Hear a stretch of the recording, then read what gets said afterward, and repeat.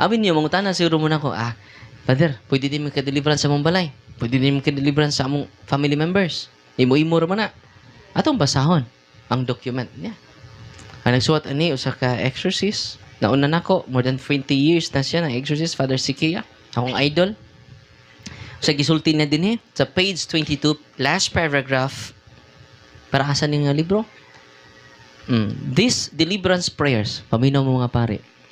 Paminaw dyan. No. Yun na yung mga pare, nagsunod na to ron. Naidag ka mga pare ron mo, bisita na to for empowerment. Itong pagpakan ng Ginoo. Mga pare, paminaw mo. No. Naadore.